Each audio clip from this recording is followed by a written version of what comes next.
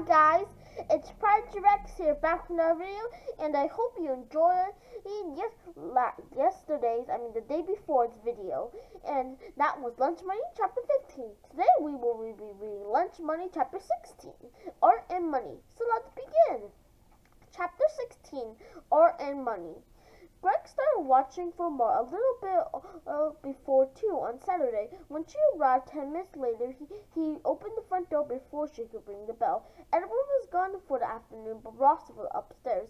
He had done the morning's chores and gone back to bed. It was always to let sleeping birds stay that way. There's a lot less chance to get being teased for having a girl visit. Not that there was anything to tease about. Mara had only come over to work.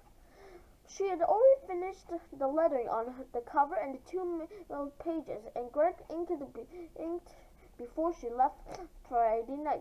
She had also done the pencil sketches for all but 3 pages of the rest of the comic. Mara followed Greg down the steps to the playroom. They went and sat in their places. Greg dipped his brush. Mara sharpened her pencils, and they both got right back to work. It was all business, no chat, barely a word between them for almost 2 hours. The inking went well, and by 4:30, Greg had 5 more pages ready to letter. Mara had finished her last 3 drawings and started on more lettering. Greg was surprised how much faster the work went when he didn't have to do everything step by step. The playroom was like a little mini comic book factory. Mara left a little after 5 because she had to go out to dinner with her family, but she took all of the ink pages with her and promised to bring them back Sunday afternoon when the lettering was done. It wasn't much fun to sit alone at the ping pong table and grind out the pages, but Greg went to the basement again after dinner. He stayed on the job until he finished another 3 pages, and then he gave himself the rest of the night off to watch some TV. Mara came after lunch on Sunday and pleased with herself. See, I finished the letter in all the pages as you finished yesterday, except for the 3 I finished last night. Greg said, "So get back to work, you slacker." Very funny. Mara sat down and did it. Greg unscrewed his cap of the lettering pen. She said, "I bet I'll be done before the job of yours." Greg snarled. "Bet you what? How much?" said Mara. "1 ice cream sandwich." Mara grinned. "You're on," and they both got to work. But 2 minutes later, Mara looked up suddenly and said, "Hey, that's no fair. I can't finish before you. I can't letter until after you ink." Greg nodded and smiled.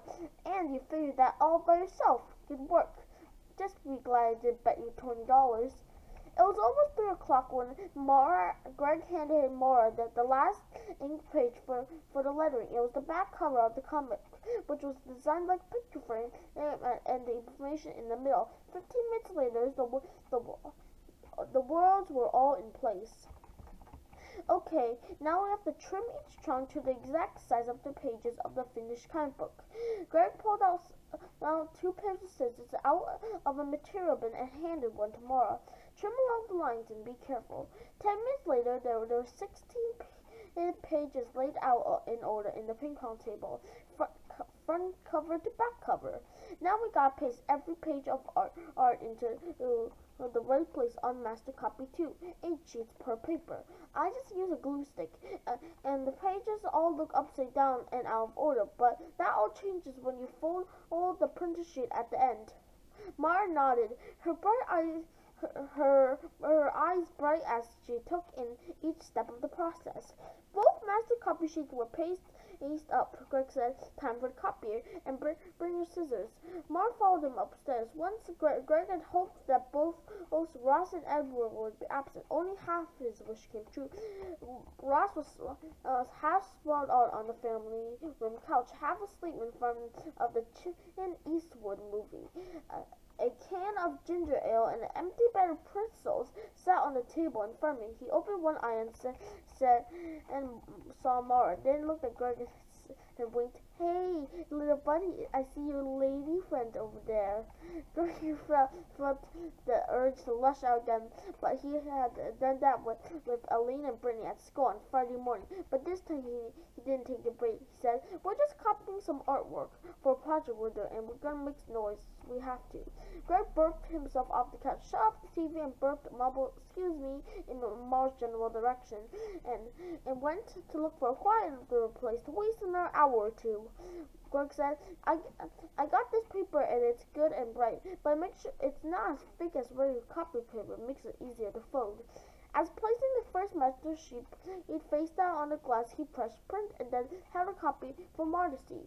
Pointing at the grassy area, he said, see that? I can change the setting to make that part darker. It ought to be solid black, except for that it's a good copy. The machine beeped out and made the change, then pushed the print button. He held up a copy. Look okay to you? Mar nodded. Good, said Greg. Then let's print another 14. The machine began to whirl away. He said, it'll take a few minutes. Want something to eat or drink? Mar shook her head, watching the pages come out of the printer one by one. When all the copies were done, Greg said, this next part is tricky. We have to take the first master copy off the copy and put it on the second one, like this, and make sure it's facing the right way. I had a lot of trouble getting this the first time. Greg picked up all 15 copies of the first master, then turned them over to the blank side was up, and then put it the paper tray of the copier. Now let the print the second master copy onto the flip side of those 15 sheets. Pushing the print button, he said, first you have to try a single to make sure they're all good. And he said, waited until the sheet came out. Mar nodded over his shoulder at it. Everything seemed dark enough, he asked. Mar said, yeah, looks good. Then, and watch this. Greg folded over the paper in half lengthwise, then end to end, and then end to end once more, making all the creaks clean. And he took the stapler, punched it twice along the center of the pages, as Mar looked like a kid watching the magician's best trick. Greg said, scissors please, and Mar handed them over. He couldn't resist waving the blades in the air like a magic wand. Now the last step. With skill and speed from having doing it hundreds of times before, Greg trimmed off the top, front, and bottom edges. As Mar took it from him, and if it was a rare gem. She sat on the front of the desk and stared over at the cover. Then she opened the book and slowly read out the first page. Completely absorbed, she looked at every image, every trinket in the store, picked the pictures, everything. Greg might have as well been 10 miles away, and he was fine with that. He pushed the button of the copier and began to print the 14 remaining sheets. And a while, the machine hummed and stuttered. Greg leaned back against the couch and watched Mara read. He couldn't remember any time like this. He never had just sat down and looked at someone else's face before, not for 4 minutes, then 2 minutes. He watched Mara's face, seeing what this meant to her. Greg tried to find a word for the meaning he was getting, but he was definitely getting something. It was fun because he knew that fun wasn't the right word to describe it. It was more than that, because this experience of Mara was having, and he was watching. The fun part was that he knew that he had a lot to do with it. And after they snapped at him in the lunchroom on Friday, he could have just walked away, then flop around with pictures and stuff, but let her try to make something on her own. But he had once that. What was happened to Mara at very moment, it was like a gift, something he'd given her on purpose. Mara finished, then looked at Greg's face. She gave a little laugh and said, sorry, guess I zoomed in, but it's really something, don't you think? Then she smiled. At that second, Greg felt like Mara's smile must have be worth at least $1 million. Embarrassed by his fault, Greg nodded and said, yeah, it's really something. He folded he folded, stapled, and trimmed a second copy of The Last Unicorn. It was his turn to look through it. It was truly a great little comic book, and Greg couldn't help saying, I gotta figure out how to sell this. I can make a ton of money. Ma narrowed her eyes. Correction. You mean we could make a ton of money? We. Greg was annoyed by Ma's tone of voice, but to be honest, he was only half annoyed. He grinned and nodded. Sorry, bad habit. We. Ma smiled and said, that's better, and she continued to look through her comic book. Ma said, but I don't really care how much money about the money. Greg looked at Mara as if her brain had plopped onto the floor. You don't care about the money? Oh, sure. Like, I almost believe it. Well, it's true. Mara hit because you probably wouldn't understand. I'm mostly an artist. I want to make a good comic book and sell it, said Greg, and make money. More stuff. The money comes way second. But if my art and writing isn't good, people won't want the comic. Of course, no one will pay for it. So to me, the important thing that's good. Greg not right, so I'll make money. No, insisted Mars, so it'll be good. Because even if I never made any money, my comic book would still be good, and that's what I really care about. Greg thought a second and then said, so back then when you were making all those parts, you weren't trying to make money? Mara tossed her head. That was something different. Oh, Greg smiled. Oh, so I see. Sometimes you want to make money, and sometimes you want to make potholes because they're so beautiful. Mark glared at him and said, if you have to know, I made those potholes because you called me brainless and I wanted to stop you out. And I knew I could make some as much as you every day. But even so, those potholes were beautiful and I did make a lot of money. The only bad part that it was I didn't shut you up, which is the only bad part. Greg hit pusher. Well, what about in the cafeteria the other day when we said I can make comic books and sell them? You argued, didn't you? You argued I gave you 75% of the profit, so admit it. You're fighting for more money. No, for yourself. No, said Mara. I just think you get away with anything because you can, not with me. And if I comic books do make money, I'm gonna get my fair share. It doesn't mean I'm all crazy about money like some people. Greg said, well, I don't care what you think or what Mr. Z thinks because and that's he like you are. Everyone keeps acting that I shouldn't want to make money. Too bad. I'm gonna make money and lots of it.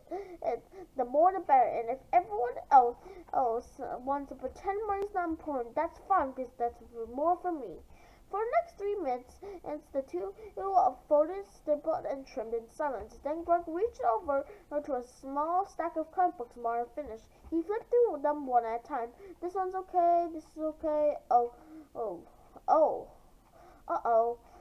Look. Crooked cutting on this one. The bad Steve on this one. The bad folding. 3 out of 5 rejected. Need another lesson? Mara snapped. Give me those. She looked at comic book Greg and challenged. What are you talking about? These 2 are okay. I'm going to pull those staples out and put some new ones in straight. Kids would still buy them. I'm sure they would. Greg looked his head. Doesn't matter. They're too sloppy. Shrink comics have to be perfect, or at least a lot better than these are. Mara nodded continuously, and then she said, grim and corny, ha ha, gotcha. What? Said Greg. You do care whether your comics are good. It doesn't matter if kids would buy them. Anyways, that'd be good. That's what you said. Yeah, so what? So you agree with me? That's what. If it's only about money, is it? And Mara smiled and fluttered her eyelids at him. That's it. Greg said, no more talking. Okay, just finish the stop, alright, and be careful. And then you can leave. I said Mara, and she flipped up her Girl Scout salute. I promise to make every chunky comic as good as it could possibly be. Very well. Very funny, said Greg. He kept his face as hard as iron, which wasn't easy, and when he turned out to pick up the last sheets of the copy, he grinned at the wall, but he got serious again right away because one of the printed pages wasn't knocked enough. He adjusted the copy to reprint another page. He had to admit that Marlon was right. It wasn't always about the money. Not always, just most of the time. And that's the end of chapter 16. Hope you enjoy and smash the subscribe button and ring the notification bell for more content. And I hope you enjoy and have a good day.